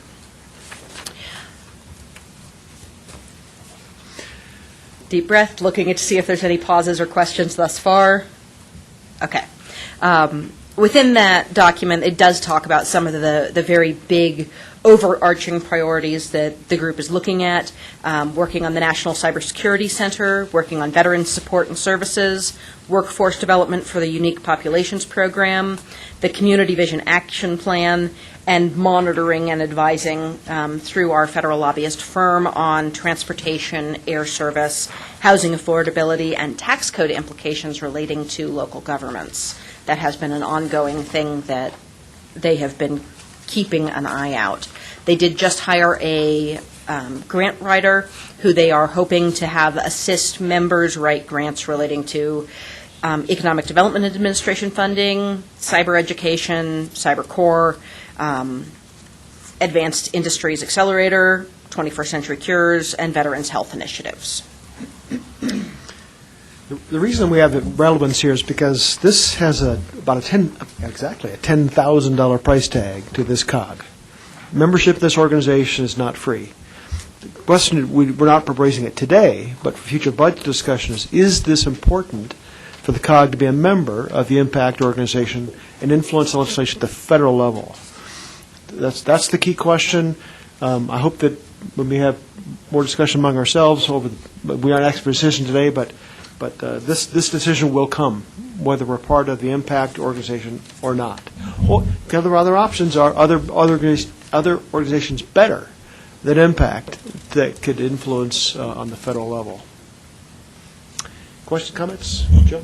Well, I might add that we should also be considering whether our funds would be better spent more at the state level. We did get into the state efforts this year, but I know Commissioner Waller continues to hammer that we should be really focusing on state issues. So there's that conversation too.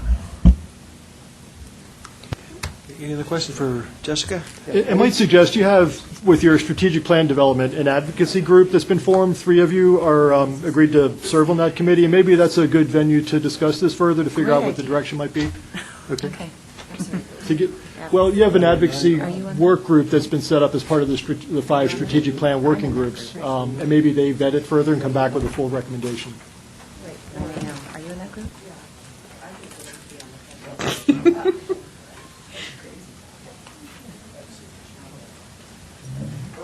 Okay, thank you all very much, unless someone else has something they want me to. Okay. Very good. We'll move on into reports. Item 7A. I want to apologize for Mr. Rod Chisholm. He had to leave at 10 o'clock. I don't know if anybody has issues for Fort Carson, but let's, Colonel Miller, you want to start us off with the military issues, please? Yes, sir. Again, just reiterate, we at Trigger, we appreciate the partnership. It helps reduce cost savings and foster innovation and build that relationship. So I'm going to start off by saying we thank the community for the Highway 94 support, and if we work towards that, just let us know. There's a couple of briefs, or just one brief matter. Just let us know what they need. I think we want to make sure that we are on the side of caution or being conservative and not using numbers that is able too hard. I'm sure everybody heard the president's guidance in the space for. We got our new vice here for the 21st. Sam Johnson, he's happy to field all questions on that. I'm just kidding. I think I speak for Sam. At the tactical level, which the wings are, nothing changes for us. I mean, our job's the same as it was yesterday. It will remain the same, and so that's way above our pay grade when it comes to those type of things. But if you're getting questions or interested in what the wings are doing, we're happy to field those. But day to day, nothing has changed for us in our area. You're not going to buy all the uniforms? No, so we're not. No. There's an overall Air Force initiative for new uniforms, but nothing from the Space Force. Maybe I can return that T-shirt. And I think that's all I have. I don't know if I missed anything that's of interest to. Okay. Question for Colonel Middleton. Very good. Let me welcome Colonel Sam Johnson, joining us in Peterson, replacing Colonel Dormany. So, Colonel Johnson. Yeah, I'm new to the 21st Space Wing Vice Commander position, but my family's lived in Colorado Springs for 12 years of my career. I have 2 kids that are at CU Boulder, so we're pretty ingrained in the community. So we'll talk about that later also.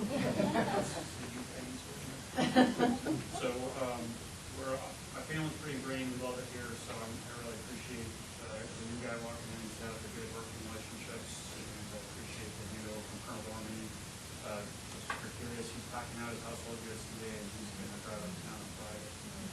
So the first thing I want to say is thank you to the Colorado Springs utilities and the city of Colorado Springs. If you didn't know, we had a failure of the north power switching station on the north side of base that feeds, we have 2 of them that feed electricity and commercial power into base. One of the systems failed, so Colorado Springs Utility has been instrumental in helping us reroute power to the other switching stations. And we have a lot of generators going up and down to serve the buildings. You all know it's been so hot lately, the air conditioners running full time. So we appreciate all their help, and we're a contractor going to fix that this Saturday. So hopefully we'll get that back up online. So anyway, thanks to Colorado Springs Utilities for that. Just a quick water update for the PFAS PFOA. Especially thank you to the city of Fountain for their cooperation and the working relationship on that. The Ortega and Councilman Thompson. And they ask tough questions, they hold us accountable, so we appreciate that. But a quick update, June 26th, we went to the city council meeting. This does have high visibility in the Air Force. It's very important to us. We want to be good community partners. But just to give you an idea of the visibility, the Assistant Secretary of the Air Force for Installations and Energy was here. He visited from Pentagon, touring the area. We toured the new water filtration system at well number 3, which I understand they're going through disinfection this week. And if all goes well, should be up and running by Friday. We also recently finished the water filtration system on Peterson Air Force Base. That will prevent the contaminated water from spilling over into the airport property. So it's also very important for us. So that the work continues. We're working with Colorado Springs Airport to get some wells approved to drill wells to test the groundwater, see how it flows, and if there's any contamination coming off the base. Need further study to see if there's contamination. So that's kind of what's the big rocks, what's going on with PFAS, PFOA. And again, really appreciate the city of Fountain for that especially. And we're continuing to work with security in Whitefield on their filtration system also. Let's see, one thing, last thing probably I could tell you is that there's perhaps some construction going on at Peterson North Gate. We're going to install some of the rumble strips, and so they on the outbound gates. So cars can't drive in. If you drive in and go to gates, they'll pop your tires, so it's not a good idea. And that work will be at the end of July, so there'll be some gate openings and closings and things like that. But hopefully it'll enhance the outbound traffic, so we know cars can't come in as better for security, so maybe we can keep the outbound gates open a little longer and hopefully provide some more traffic to our businesses outside of the North Gate. So those are the main things we have going on at Peterson.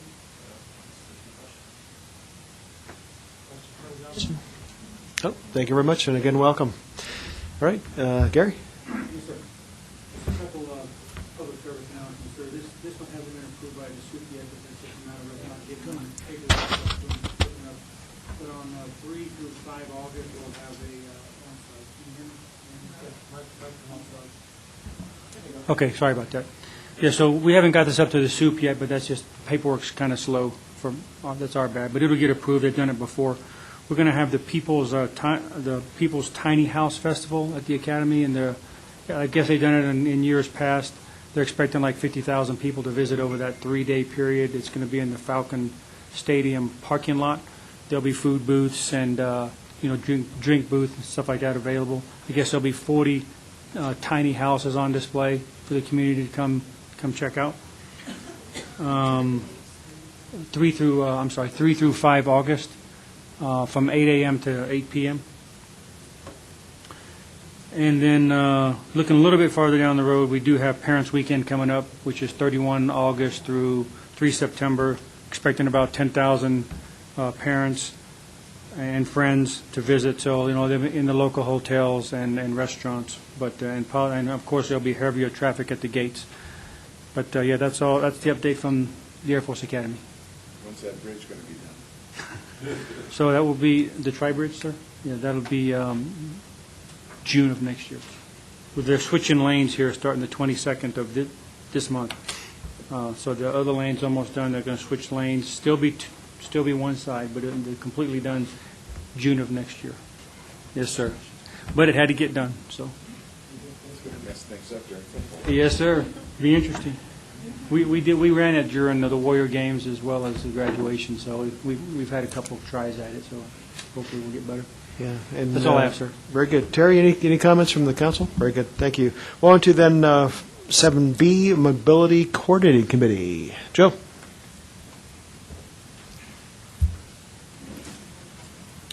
Joe Urban, Area Agency on Aging. Gail was not able to be here today. I think you have the report in front of you. Nothing really to highlight. I would want to note the pending retirement of Dennis Crosser at the Fountain Valley Senior Center. Dennis has been there a good portion of his life, devoting his services to that particular organization. He's set to retire on the 31st of this month. Mm-hmm. Any questions? Tina, thank you. Thanks. Transportation Advisory Committee, TAC, Brian Vitulli.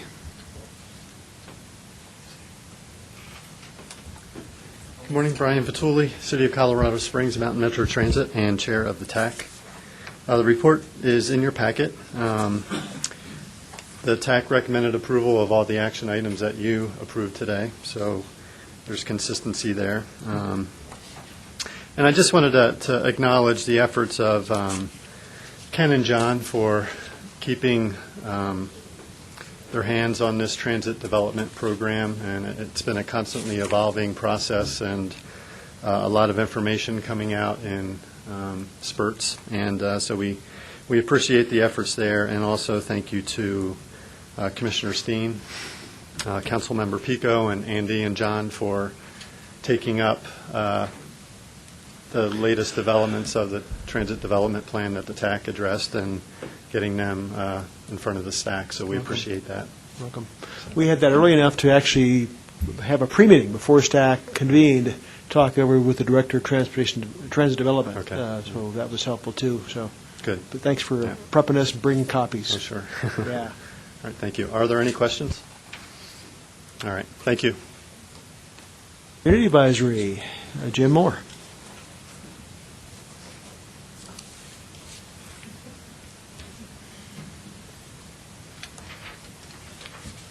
Good morning. Jim Moore, First Vice Chair for the CAC. You have our report in the packet, and since I was absent at the meeting, I'll try to answer any questions. Okay. Did you have a chairmanship change? Pardon? A chairmanship change? We did a changeover in January, Yeah. and Michelle is our chair, but she also she works for a living. Oh. And so I volunteered to continue to come and monitor your behavior. That'd be important. I'm sorry I missed that, and please pass on our thanks to her. Thank you. All right, Regional Advisory Commission, Dave. Dave is, not here either. Joe's back. Me again, Joe Urban, AAA. Dave was not able to be here as well. You have the report in front of you. I think the only thing I would highlight out of that is the statewide CASOA, which is a survey that's put out either every 4 years or 8 years in preparation for our strategic planning at the AAA level, statewide AAA level, has been distributed. There's about 20,000 distributed statewide, about a little over 2,500 in the Pikes Peak region. So if you know anybody or if you get any questions regarding those, it's very, very important in terms of our long-range planning that people fill those out. It does take a little bit of time. It's 6 pages, fairly fine print for seniors, but it gives us a good idea in terms of what the needs are in this particular region. Questions for Joe? Questions? Hearing none, thank you, Joe. CDOT monthly update, Mark. Okay, Mark Andrews, CDOT. A couple handouts that weren't in your packet. There was a map of our construction year 18 project list. It was not in your packet, so it would be up front. I handed it out prior to the meeting. And then again, back to this 8.5 by 11 sheet.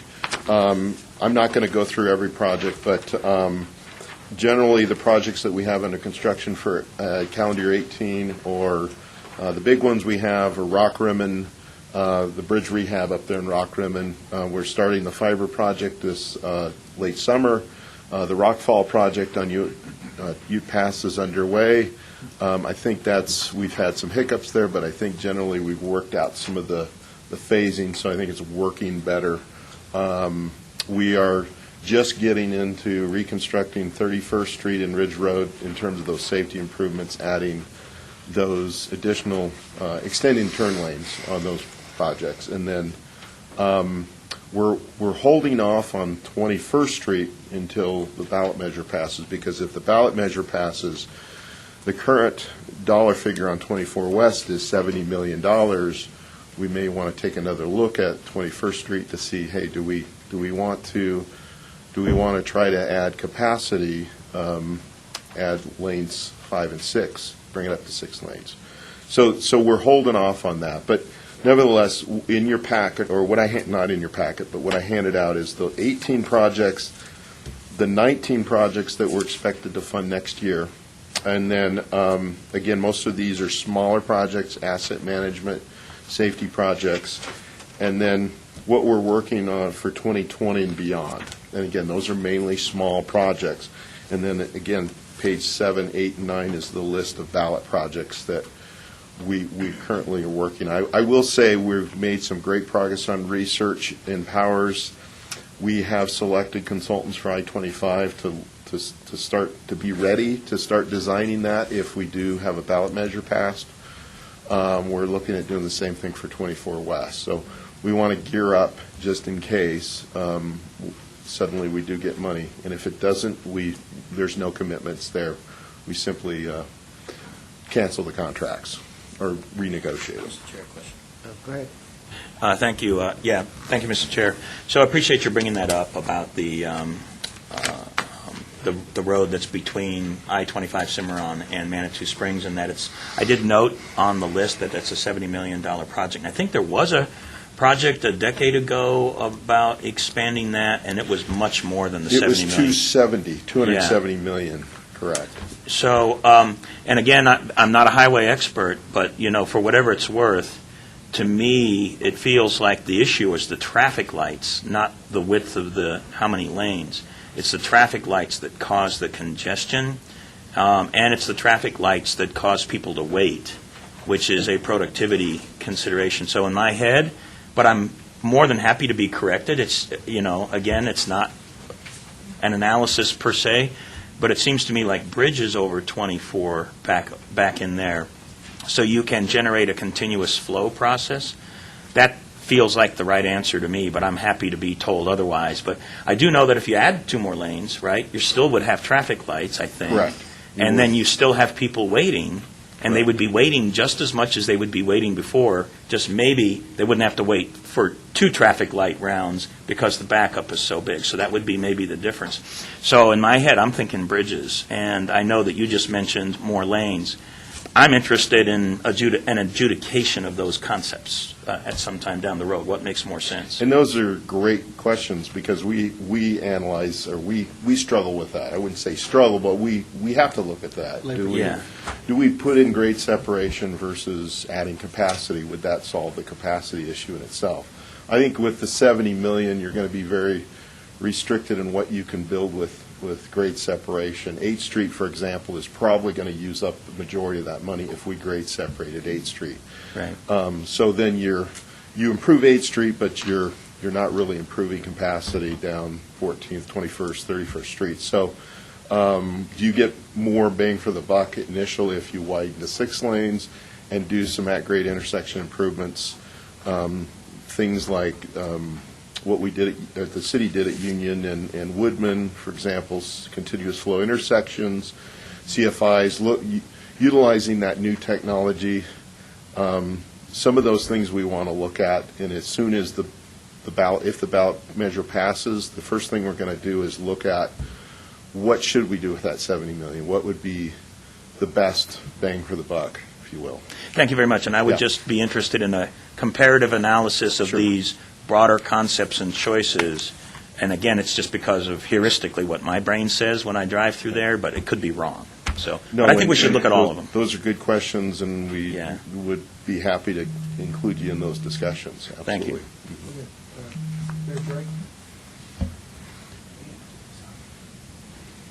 Senator Button. There we go. All right. Question on the Highway 24, having just come through there the other day. Two suggestions or questions. One, is it possible to close off a shorter distance? I know it's difficult to get traffic back and forth, but there's a huge distance that's being closed off and only a small amount of work.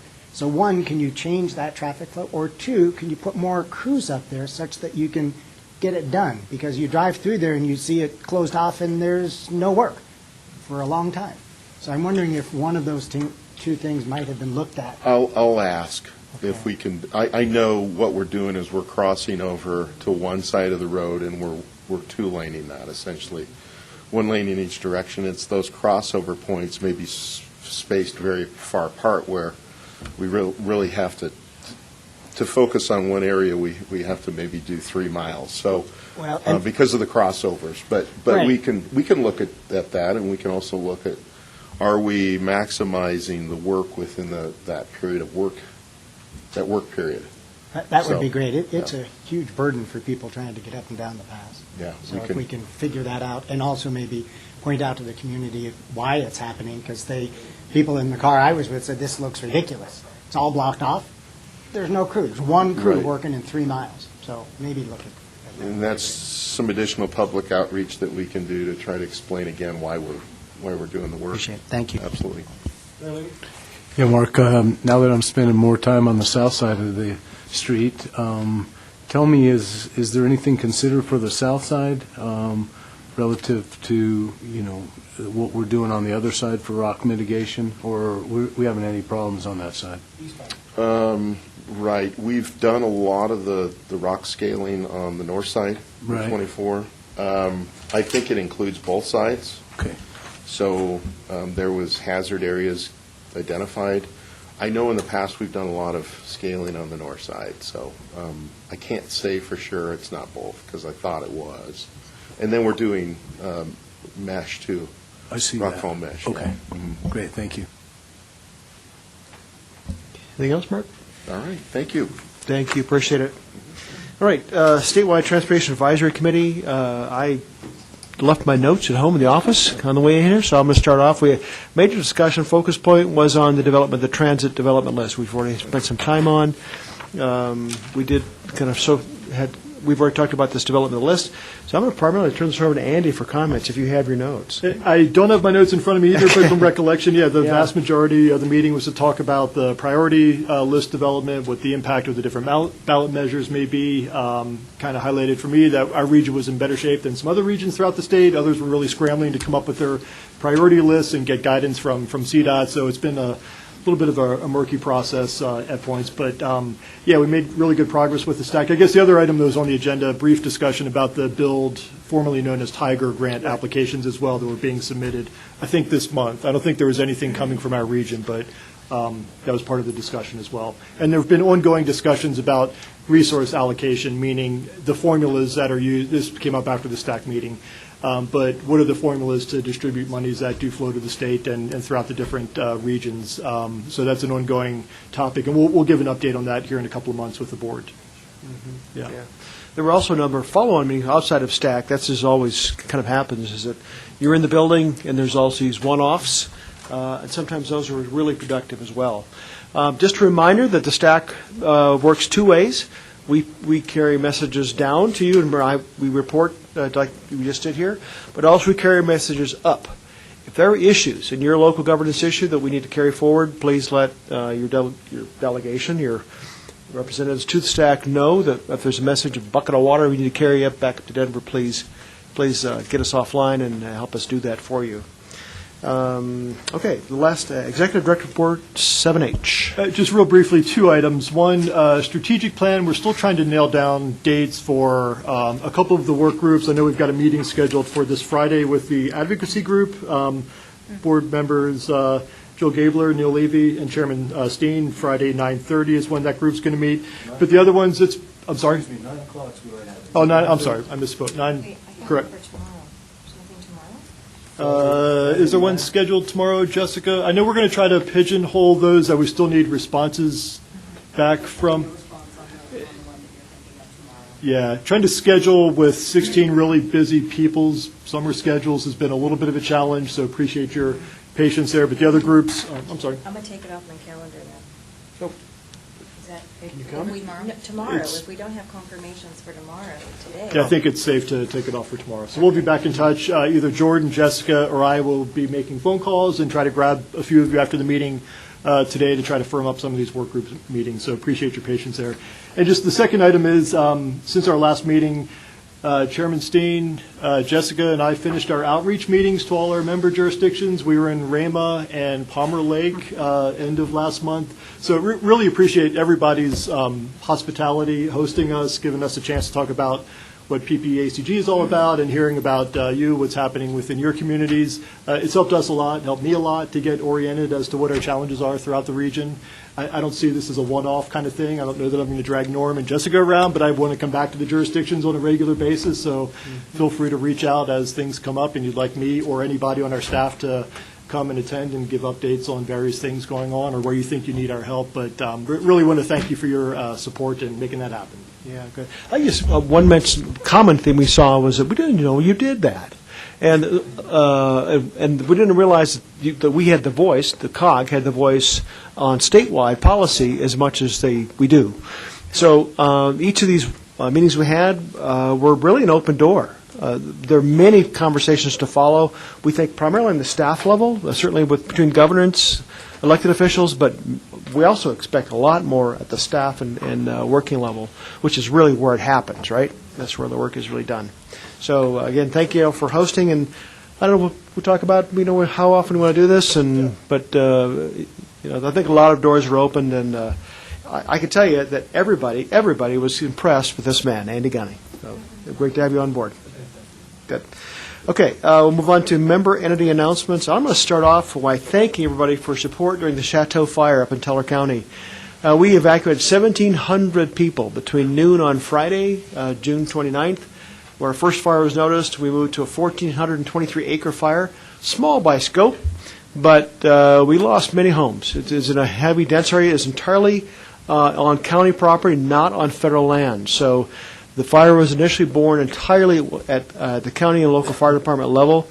With 11 hours, we transferred that to full state control. Within 48 hours and plus a few, we had federal support, Type 1 team on the ground. Air support, heavy lift, helicopters. At one point, you have the Air Force involved with a MAF. We were kind of working some software updates there. That number showed up in Teller. But 5 major fires going in the state of Colorado. Great support, great outpouring of public donations, and you guys have been through a fire. You know what trauma that is for local governments and local neighbors. So for example, we evacuated a summer camp. 200 and some children were sent home, all coast to coast from Teller County. We evacuated more than 300 head of livestock into local. Our county fairgrounds became packed, but the things that go through that, it's stunning to see. And again, thanks to everybody who offered their prayers and support to Teller County. Quickly around the table. Let's go this way for a change. Nothing? Mayor? Yeah, just quickly, just to tag on to what you said, you know, these tragic events always have a silver lining, or seem to. And in our community, not just kind of the big picture things you're talking about, but vendors on the streets, getting goods from locals and cooking them and sending them to the firefighters and the like, and just brought the whole community, the county, a little closer together, and just shows what we can do when we really want to, and there's really a need. And so just thankful for everybody. So thanks to all those that helped in that regard. Nothing in particular. Okay. Quickly around. Paul? Mayor?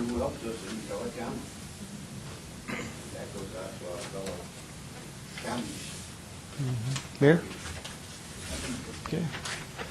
When I got the list, El Paso? Thank you. Just wanted to invite everybody, starting today, to the El Paso, well, not the El Paso County, but just the Pikes Peak or Bust Rodeo out at the North Penrose Event Center now through Saturday. Also, starting on Saturday through the 21st, we have the El Paso County Fair, so come on out to that. No trike races this year. Sharon? 1 month ago today, what a change. Huge hailstorm in Fountain. Oh, yeah. We had 90% of our city fleet damaged. We had a police department because some of our officers take their vehicles home.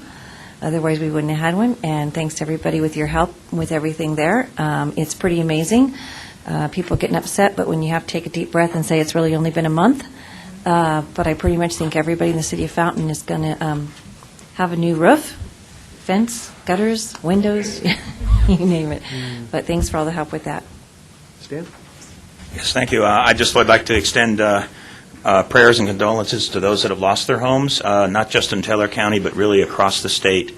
I also wanted to mention that one of the interesting challenges is the seeming inability to use the supertanker for Colorado firefighting. Very disturbing to me.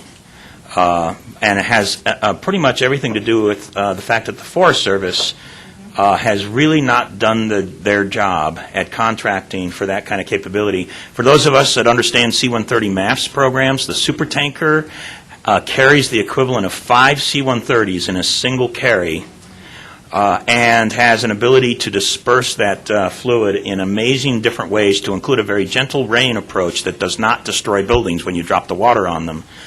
And I just want you all to know, and this I think is very important, El Paso County has had supertanker under contract for the majority of this year because we want to make sure we can use supertanker in El Paso County should another fire happen here.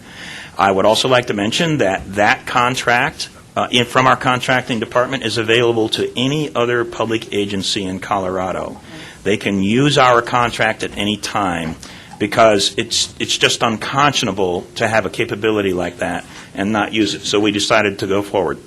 It's a contract that has no pricing in it. It's basically a contract that can get you immediate access, and you worry about the bill after the fact. But when you're talking about saving lives and saving homes, it's the appropriate thing to do. So we have that under contract, and it is available for any public agency in the state to use. Thank you. Very good. Excuse me, Stan. Tell me one, was Teller County aware? Yeah. And Not aware of that. Not aware of that. okay, and so that's a good thing for us to know, and why we didn't use it. That was a type 1 incident. It was a federal decision not to use it. The decision was made that we did not need it. It was mostly local. So Okay. that was a federal type 1 team not to ask for the resource. Mr. Chair? Yeah. Yes, yes. Ken- I would just like to recognize the passing of Nancy Lewis. The funeral was last week.